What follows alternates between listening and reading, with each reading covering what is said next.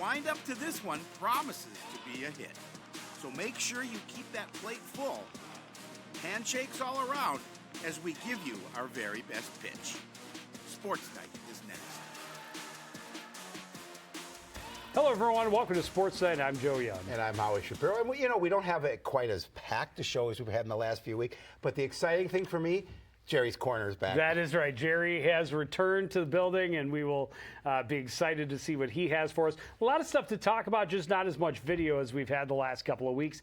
We start where we always do with the baseball team. They are in the midst of the Northwest Suburban Conference schedule, and they were hosting Anoka on Tuesday, and they bettered the Tornadoes by a 7-4 score. Danny Scheller went 1 for 3 with a double, a walk, couple of stolen bases, couple of runs scored. Zach Novak drove in a couple. Sammy Lee scored a couple. He was 1 for 2. Everybody getting in on the action, and Jacob Maddock getting the win. 6 innings pitched, gave up just 3 hits but 4 runs, had 6 strikeouts to go with 3 walks. Well, on Thursday, the Cardinals hit the road to face another team in the middle of the conference standings. The Armstrong Falcons were also sitting at 500 early in the season, but while the Cardinals were coming in off a win, the Falcons were trying to stop a 2-game skid. Only one team could leave the field with a winning record.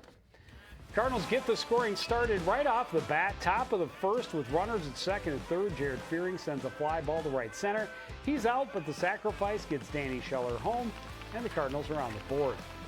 Still in the first inning, 2 on, 1 out. Colin Phaneuf with a sharp grounder back to the pitcher. Brecker tries to get the lead runner. Whoopsie! Throw way off target. Tommy Dutton will round and score easily. Cards up 2-0 early. Scheller doubles the lead with 1 swing of the bat in the top of the second. This shot to deep right is not coming back. Unfortunately, some trash talking and an inappropriate gesture on the way around the base pass led to Scheller being ejected after he crossed the plate with the 2-run home run. Cardinals carry on in his absence, though. Top of 3, Sammy Lee with a blooper just beyond second. That falls. Phaneuf is coming home to make it a 5-0 Coon Rapids lead. Falcons threatening in the home half. Bases loaded, nobody out. Jack Walters hits it back to the hill. Jaden Kopp coming home. Kieran relays to first. 1-2-3 double play, one of my favorites. Kopp gets out of the jam by fanning the next batter. He came on in relief and earns the win with 4 solid innings. We move to the 6th, 2 runners in scoring position for Dutton, and he's bringing them both home. Sharp single past the drawn-in infield. Cardinals move to 4-3 on the year with a 7-3 win.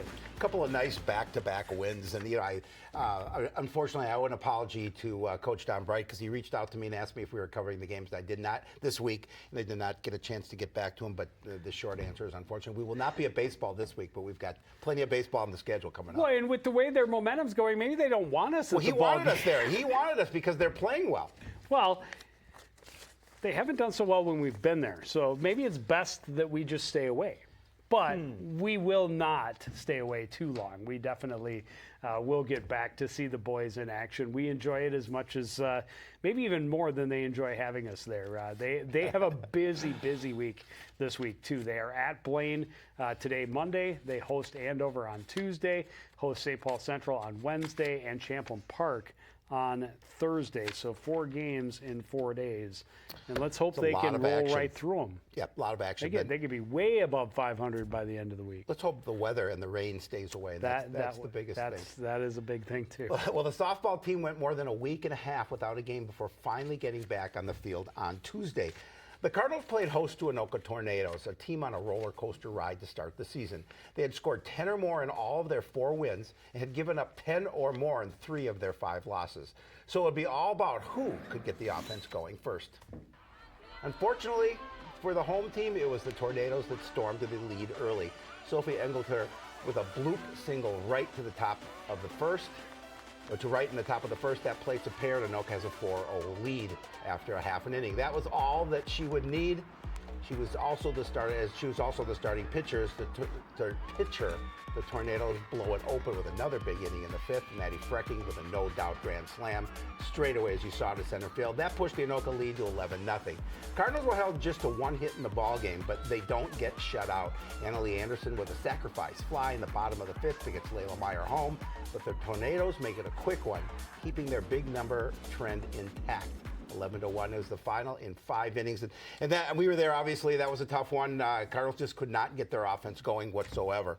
Well, and again, that's kind of how the Tornado season has gone. Either they're scoring a bunch and they're winning big, or they give up a bunch and they're losing big. And unfortunately, you knew right away from the top of the first inning which way that one was going. And yeah, the Cardinals did not find anything against Angleton, just had the one hit in their 5 innings. They got someone on base in each of the 5 innings, but until the 5th inning, failed to get a runner past second base, or even to second base for that matter. So it was rough. Well, plus the weather was kind of rough that day. It was raining, it was hailing. It was an interesting game. It was an interesting day, to say the least. Again, there's a lot of things that say apparently we're just not meant to do ball games. Away. It's like we show up, the Cardinal teams aren't doing well when we're there. The weather is not cooperating. We've been there for a couple of hail events at both baseball and softball games, but the show must go on, as will the season. The Cardinals move on with a game at Armstrong on Thursday, and that one did not go well either. They lose that one 14-1. They got a few more hits, but still only 1 run on the board. Then things took a dramatic change when they headed north. They went up to play a couple of teams from Duluth, and boy, I hope they can keep this kind of offense going. They had 17 on Friday night against Duluth East, beat the Greyhounds by a 17-7 score. You know, Chloe Christie back in the lineup is huge for the Cardinals too. See, she had a couple of hits, 4 stolen bases, 3 runs. It's not just about her getting on base, but then what she does when she's on there. Pacey Olsen, perfect day at the plate, 3 for 3 with a walk, stole 3 bases and scored 3 times. Maya Ruddy drove in 3. Ryan Mellum had a couple of hits, 2 for 2, had a double RBI. Layla Meyer also had a couple of hits. Then on Saturday, 17 wasn't quite enough, so they put up 22. Yeah. That's 39 runs in 2 games. In those 2 games, just absolutely smoking the ball. Maya Ruddy went 4 for 6, had a double, 4 RBI, couple of runs scored. Ryan Mellum had a home run in her 2 for 4 day, had 3 RBI. Sophia Bauk had 3 hits, 3 RBI, couple of runs scored. Chloe Christie had 3 hits. You know, when you got 3 hits on the day and you're down to number 4 on the leaderboard for your team, that's pretty impressive. Just all the way around, everybody getting the job done. But you know, things get a little more serious. Competition gets a little stiffer now that they're back in town and facing the Northwest Suburban. They're facing former head coach Zach Neighbors' Blaine Bengals today at Blaine. They will host Andover tomorrow, and Howie will be there. And then they will host Champlin Park on Thursday. So a busy game for them as well. 3 games in 4 days, and again, weather permitting. Well, you know, Blaine comes in at 6-4. Zach's team is 6-4, and Andover's really, really good. I think they've lost 1 or 2 games all season, so it's going to be a little tough of a road. But hey, coming off 39 runs, let's get the bats going. The tougher they are, the harder they fall, and you can't win them all. So this is very true. You throw those records right out the window. Hey, that's your script. Whoopsie. So moving right along, the tennis team, wow. They are just on an absolute tear midway through the season. This is a team that had 18 wins last year but lost 6 of their 10 varsity starters. Hasn't phased them a bit. They are rolling. Last week, they hosted Centennial. This was on Tuesday. They win another 4-3 match. This is the huge difference is they're winning all of these 4-3 matches. They win this one, again, winning all 4 of the singles spots, losing the 3 double spots. Then on Tuesday, they took on Anoka, their 3rd straight 4-3 win in a row. Again, top 3 single spots getting wins. And then McCarthy and Dida, a huge win for them at 3rd doubles to secure that win over the Anoka Tornadoes. Well, the Cardinals were back home on Thursday and looking to keep their momentum going against Osseo. Cardinals knew the Orioles were probably a little weaker than the Tornadoes or Cougars, but they couldn't take their foot off the gas. They had some solid streaks to keep intact, 4 straight overall and 4 straight against conference opponents as well. So this Battle of the Birds meant a lot to the home team.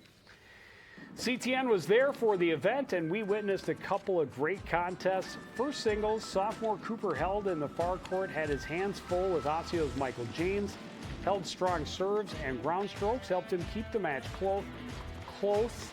And he had several points like this, where he was able to get control of the court, make James move, and then power a winner past him. Unfortunately, James controlled more of the points and fell 3-6, 4-6. On the doubles court, it was Blake DeGroat and Nikolai Hirsamaki teaming up against the Orioles, and it was a tense one that went down to the wire. The Cardinals won the first set 6-3. Osseo took set number 2 by a 6-4 score, and in the tiebreaker, it goes right down to a win by 2, and it ends on a Blake DeGroat ace, 10-8 in the tiebreaker. The Cards won every other spot, so they improved to 9-4 on the year with a 6-1 win. Yeah, it was a fun match, obviously, for us to do. I mean, first singles, he kept it close. Cooper Held kept it close. I mean, he's just a sophomore, I believe, correct? Yes. And so, I mean, he's going to continue to grow. But that doubles match was a lot of fun. I mean, it was really close. And I know the Cardinals were hoping they could capture that second set, but Osseo had different thoughts. But the way to close out that super tiebreaker with the ace was fun. Well, and again, we never really saw a 2-point lead anywhere throughout the entire match, really. And then in the tiebreak, it went back and forth, back and forth. We got to 8-8 tie. Cardinals able to get those last 2 points and get the win. And they keep the streak going. On Saturday, they hosted another round robin, and they get another 4-3 win over Rogers. That's a team in their section. So not only winning a close match, but against a tough section opponent is huge. Then they took on Foley. Foley's actually number 4 in state right now, so that's a good team, and they still held their own, losing 5-2. And then they finish it with a 6-1 win over St. Anthony. Austin Hacker, Coach Storick in his email raving about Austin Hacker, because this is a guy who first-year tennis player last year, went from C squad and got into the varsity lineup right at the end of the year. Here he is playing at third singles. He's got something like 10 straight wins at this point. So he has played absolutely outstanding for him. And, you know, the third single spot may not get as much excitement or everyone looking to him in the way that they do the first singles, but it's still a team point. It's just as important in the team standard. Both of the Held brothers finishing 2-1 in that one, and the Cardinals also finished 2-1 at the fourth singles spot. Will Wagner was 1-1, and Yang was 1-0 in the match that he took part in. But yeah, you talk about Cooper Held. I really like his game. He's got a lot of power. He's very strong. Ground strokes are great. Needs to approach the net a little bit better and take away the short game. But that will come. And just a sophomore, that's the most exciting part about it, is because he had Sam Murillo in that top spot from the time he was an 8th grader. Correct. Now you got Cooper Held in there, and you would expect the next 3 seasons. So that's like 4, 5, 7 years of 2 players in that top spot. That's great for this program. Well, you know, the thing that impresses me the most is the fact that after they lost so many key players for a year ago from an 18-win team, they already have 11 wins on the season. So that's phenomenal. 11-5 at this point. I'm sure Coach Stark wouldn't have thought that that's where they would be after losing the amount of talent they lost from a year ago. Absolutely, and they've got 5 in a row against conference opponents. So fantastic. And they're actually in Delano this afternoon. Waconia is there as well, so they got a tri-meet today. They host Champlin Park tomorrow, and they're at Andover on Thursday, and those will be 2 really big tests at the end of the week for this team, and we're hoping they can keep those streaks going. Yes. And stay hot, because they have already exceeded all expectations, and it'll be fun to see just how far they can go. Track and field teams were in Elk River last week for a tri-meet. No team scores were held, but both teams did very, very well. Just a cursory glance at the finishes, I think the boys easily would have been the first place team. Look at all those first place finishes. Wow. Kaijan Cummings-Coleman, not a huge shock to see him winning both the 100 and 200 meter dash. Jerry Freeman was first in the 400. You had Owen James winning the 1 mile. Cullen winning the 2 mile. Moore was first in the 110 hurdles and the 300-meter hurdles. I mean, just all down the line. High jump, long jump, triple jump, all first place finishes for the Cardinals. Shot put as well. And a number of those events, the Cardinals finished 1, 2, and in a couple of cases, even 1, 2, 3. That's so nice. they were swooping podiums. They are going to be fun to see. And the biggest week, this is the biggest week of the year, actually next week, I guess, because True Team is right around the corner, just over a week away. On the girls' side, not quite as many first place finishes, but a lot of podiums.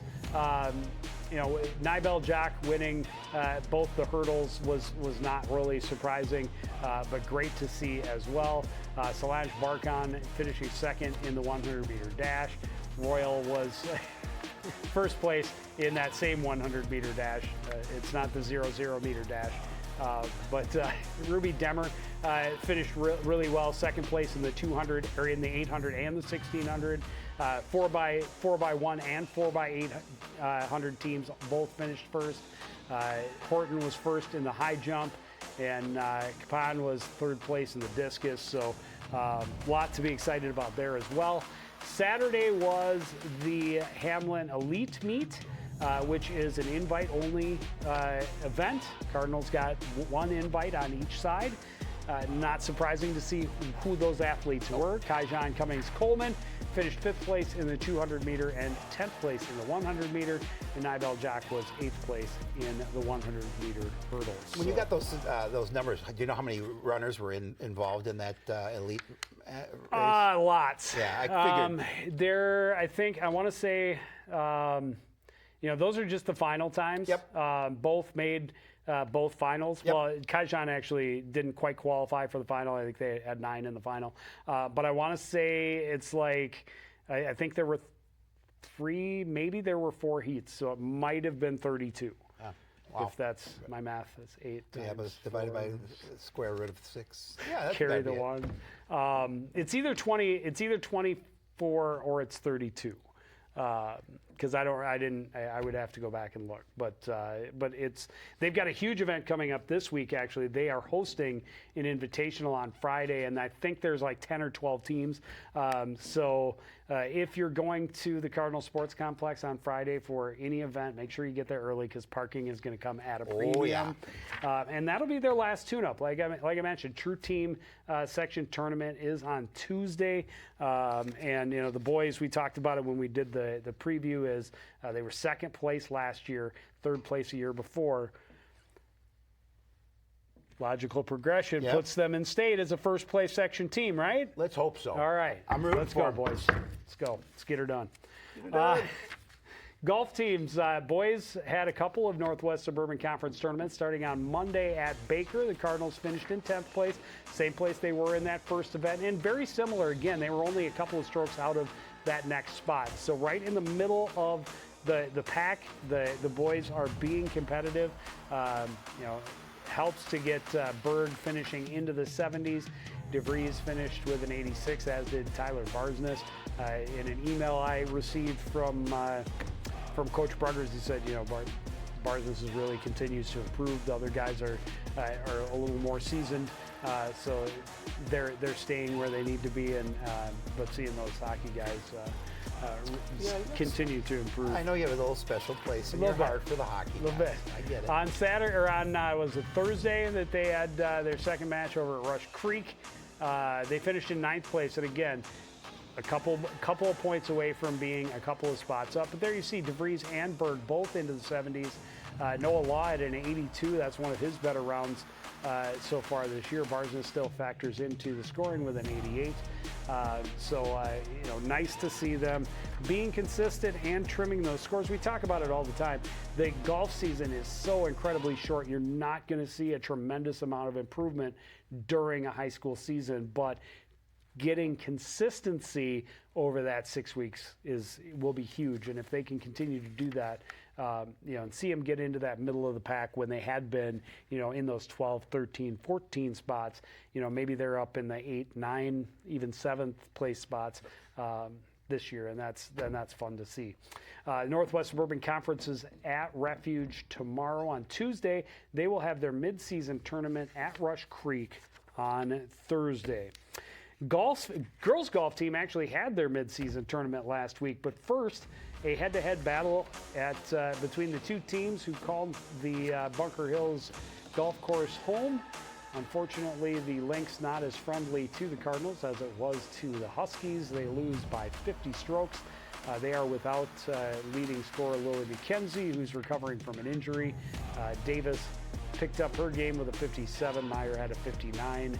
Semensky a 60. Hill a 62. But a 238 for the day. And then they had the midseason tournament on Thursday, and the Cardinals finished in 13th out of 14 places. Davis was again the leader for the Cardinals in the absence of Lily McKenzie. She shot a 113. Semensky a 116. Hill a 117. And Abels a 124. The girls will be at Maple Grove on Tuesday to go head-to-head with them. There's also a tournament in Elk River that some of the non-varsity players will be at that same day. The Purple Hawk Invite will then be on Wednesday. That's actually an event. One of my favorites. They had it. It was supposed to happen earlier in the season, but due to weather, it got pushed back. Yep. So that's up in Cambridge. And as we talked about a little bit at the top, Jerry is back.